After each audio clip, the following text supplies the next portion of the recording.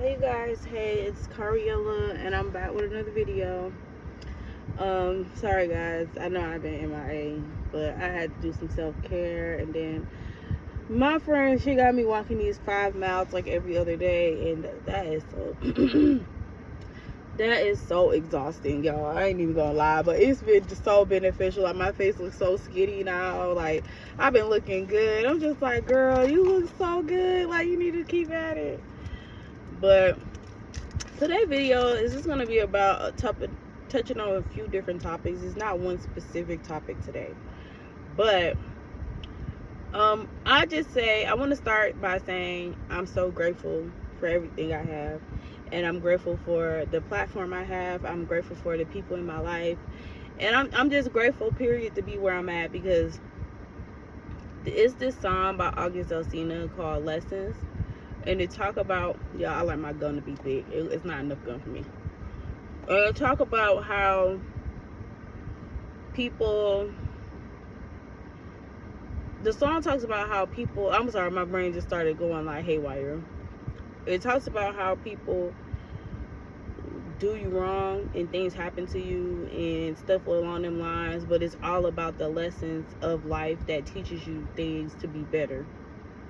And that's pretty much what the song is about, because he talks about how he been through a lot, and he been through a lot of betrayals, and a lot of people turned their back on him, and to not be so centered about love and things that we may think it matters, but really, like, we can be here today, gone tomorrow.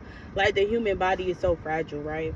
So being so obsessed with, like, finding love and being in commitments and being in a relationship is not the, like, it's a nice point in life, like, it's a nice chapter in your book, but that shouldn't be what your whole book is about, is being on a quest for love. And I found that very interesting, because I feel like, for me as a woman, we're always taught to find a good man, take care of our kids, be a stay-at-home wife, and that, I feel like that's the dream that a lot of people are sold, but that's not really the reality of life. There's so much more to strive for. Like, yesterday I painted this painting, and it was so beautiful. Like, and it's like a painting of a cup, and it got the overflow of, like, abundance, but it's like in a fun kind of way. I'm gonna post it in my shorts once I fully finish it. It's not fully done, but it's done to a point where I just gotta add the finishing touches. And I showed my friend, and mind you, I don't typically show people my art like that, but I told myself I want to be more locked in on my art. Like, I don't feel like I take it serious enough, and it's actually something I'm really good at. I just don't do it a lot. So it's like, you're not going to be as good at something if you don't consistently do it. So I was painting, and then I was just like, this is so beautiful. Like, it's so cute. It came out better than what I thought it would be. And I was just like, wow. Just imagine, like, years ago when you were with your daughter's dad and you was with him, you didn't even do creative things. Like, you wasn't even being creative. You wasn't even being in your bliss. You wasn't being who you are now today. And I just feel so appreciative and grateful as a woman to realize that there's more value in being an individual or individualism than there is in chasing comfort and chasing stability through someone else, when God will always keep you stable, and he will always have you where you're supposed to be. I also realized from that song Lessons, please listen to it, guys. Like, it's such an amazing, beautiful song. Like, I love August Alsina. Like, I love that man down. I never forget when he liked one of my comments when I come on his one of his songs. I had commented and he had liked it, and I was like, oh my god, I love you, August. I love August Alsina. Like, oh my god. I'm sorry. Lock in, twin. Lock in. Because if he said, he gonna be like, girl, calm down. But yeah, I just realized I repeated a lesson in my life when it came to, like, my daughter with the men I have kids with. I realized I literally repeated the exact same lesson. Like, it's literally the same person, just in a different font. And, like, with both of my kids' dad. And I had realized that earlier today when I was just kind of, like, cleaning up and getting ready to go to work. And I was just like, they do similar things. Like, it just dawned on me. I'm like, this is literally the same person.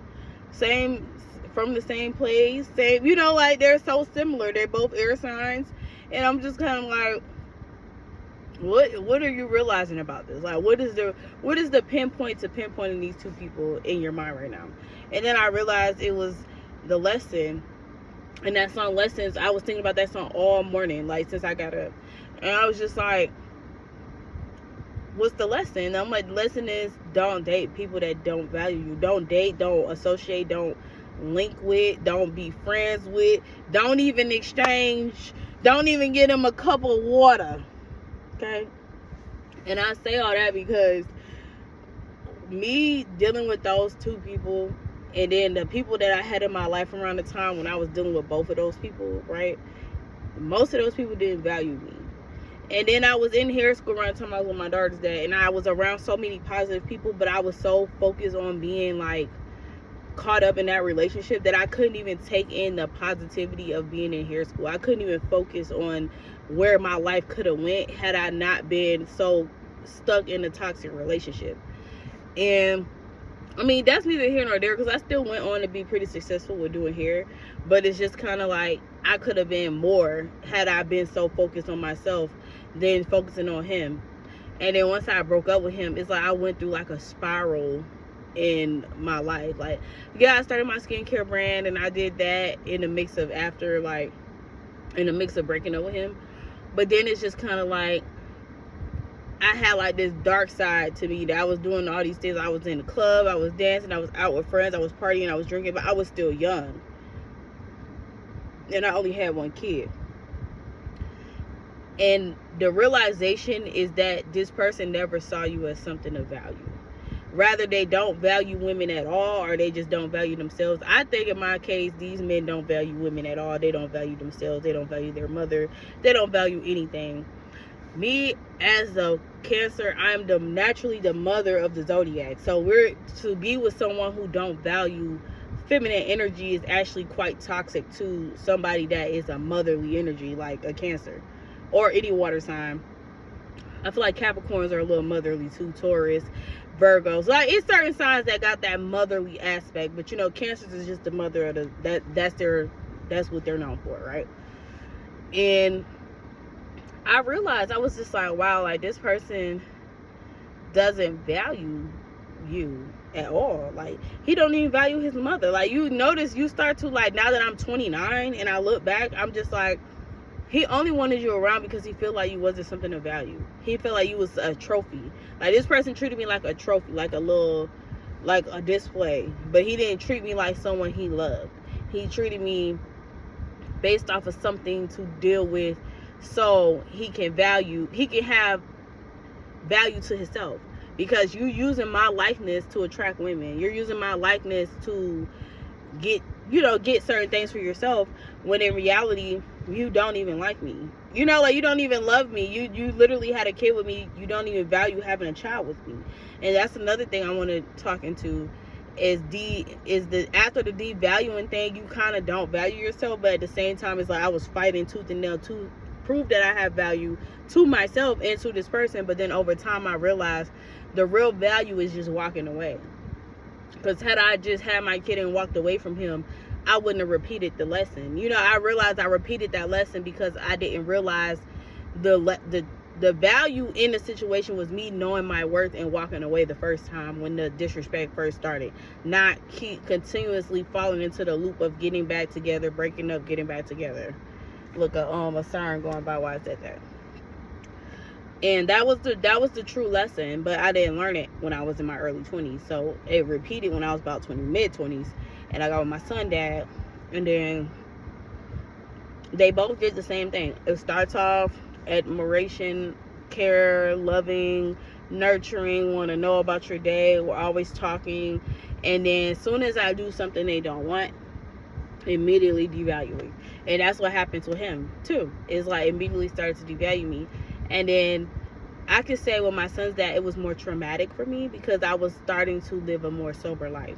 So because I stopped smoking as much, and I actually felt what happened. Like, you know, it wasn't like I could just numb the pain and I could smoke weed and I could just distract myself.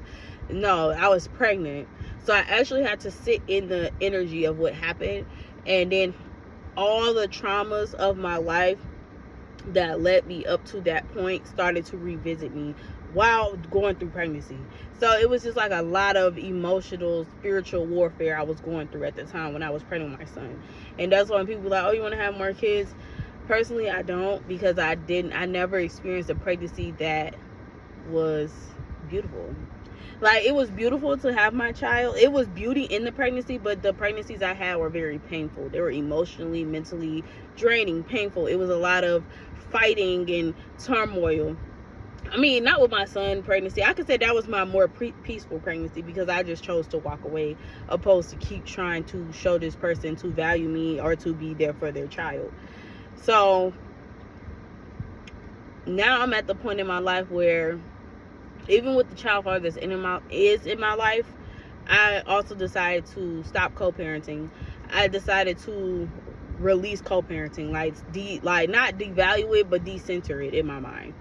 And the only reason I'm saying that is because when I was focused on co-parenting and I kept trying to keep that, keep a good connection with me and my daughter's dad and stuff like that, it just felt like this person cannot help themselves but to eventually start the devaluing process. Like, at first you love me, you're there for me, you're nurturing, you're caring, and then it slowly turns into devaluing, you ain't shit, da da da. And then we constantly go through this cycle. And it was the last time when my daughter wanted to see him, and then he just went ghost, and then she called him from a different phone and he answered. And I had to tell him, like, why are you playing with your own daughter like this? Like, why? And then I realized it's bad on my part as a mother, because if I keep talking to you and you do things like this, and I keep letting you have access to me and access to my friendship, now she's gonna think it's okay for men to do this to her. So it made me say I have to lead by example, and I have to show her that this is not okay. And showing her is putting my foot down and saying, hey, if you cannot value your child time and your child love and her care, then I'm going to have to release you from having contact with me. So the only time you need to contact me is when it's about the child. If it's not about the child, or you sometimes help with my other child, then there's no need for us to talk or communicate. Because at this point, you're still having the benefits of me without treating me with respect. And that's when that dawned on me. And then that lesson song started to play. Like, I started realizing all this is happening to you because you're not seeing your energy as valuable as it is.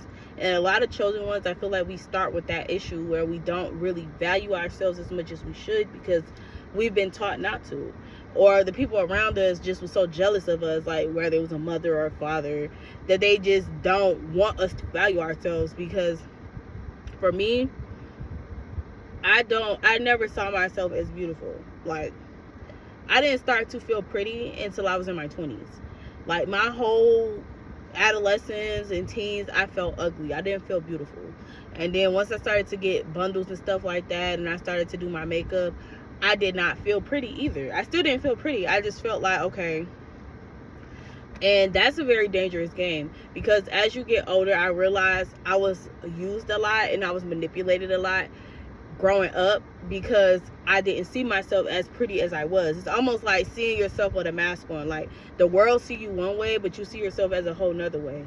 And that leads you to be abused by older men, to go through traumas, to go through even more traumas, because you're not realizing what you look like. You're not realizing who you are inside, because it's not even just about what you look like. It's about who you are inside. You're not even noticing that you're a good person or you're anything of essence and value. And that's how you become a target for these toxic men. And when they say older men shouldn't date younger women, like, especially if you're just out of high school or you're in high school, that's the reason why. Because if an older man of that age is attracted to younger girls, it's only because he wants to gain control of you by telling you sweet nothings. You don't expect him to have much because you're still young. And then he's going to start the devaluing process, and he's going to start to devalue you, and he's going to keep you in this toxic cycle of love bombing you, being there for you, then devaluing you. This is what happened with my daughter dad. My daughter dad is 5 years older than me. I met him when I was 15. We did not start dating and stuff until I was 18 years old. But he waited until I made 18 because he followed me on social media. He added me on social media. I never spoke on these things for real, but he knows what he did. So it's just kind of like, you found me, he was attracted to me as a 15-year-old, because you can't say you wasn't, because you made sure you stayed around so you knew I was going to make 18 eventually. So you made sure you plotted on me, you stayed around. I'm not mad. This all happened 10, 12 years ago. But I'm just saying this is what happened. You know, like, this is the truth of the matter. Like, even his mom, because I went to school with some of the girls he babysat, because his mom was cool with them, with their mom. And that's when I realized, like, wow, you waited for me to become old enough for you to date just so you can put me in this toxic cycle. You stayed around, you stayed in the outskirts, you stayed positioned in my life just to finally get me, and to constantly devalue me and make me feel bad about myself, or try to make me feel low. Once I'm at this age now, and he tried this like a couple months ago to devalue me, but after I said I'm cutting ties. And that's another thing, they hate when you cut ties and you move on with your life. Once, this video getting long, so I'm gonna wrap it up. Once that situation presented itself and he started trying to devalue me and try to say crazy shit to me, I went the fuck in. Like, because it wasn't in no way where it was like, oh, da-da-da. I just started to put the accolades on the table. You're devaluing me and trying to make me feel like I don't have shit going for my life. But let's talk about it. Everything I have is in my name. Everything. From my car insurance, my phone bill. Everything that is connected to me is in my name at this age, as it should be. You are 5 years older than me, right? What is in your name? Nothing. You don't have nothing tied to you. There's nothing tied to your credit score. There's nothing tied to you. Me, everything is in my name. Even my business is in my name. So at the end of the day, you're trying to constantly devalue me, but I'm actually at the point where I have more accolades than you. Like, I finished school. I did all this shit that you're trying to tell me. You're always trying to get in my head to make me feel like I'm not good enough. But in reality, you're not good enough. So that's why I decentered co-parenting, because it felt like the more I keep this person like on a pedestal a little bit, they're kind of like using this as a way to try to keep me insecure and to keep me insufficient. Because when I would talk to him more, I realized I was more insecure. I was more not efficient about myself. I didn't feel good about myself. I had a lot more weight on me. You know, like, and once I removed him from my personal life, it's like life became positive. Life became more good. Life is better. And I realized this person is getting in my head and constantly devaluing me. And eventually, someone that's constantly doing that is going to have an effect on you mentally. So when I went through my statistics on YouTube, I saw a lot of young people were watching my videos, and I hope that what I say, you can really take the meat and potatoes from it and be better. You know, like, I want you to be better. I want you to be better than me. I want you to come back and be like, I remember this girl on YouTube was saying all these things, and I went on and she motivated me to focus on myself and get my life together. And if something traumatic happened to me in my childhood, get counseling before I start dating. Don't say I ain't tell you nothing, because I'm trying to save somebody, child. So yeah, I hope you guys have a good rest of your day. Send in love and light. I know this is a heavy topic, but I hope it was very informative. And I'm about to start my day, you guys. See you later. Bye.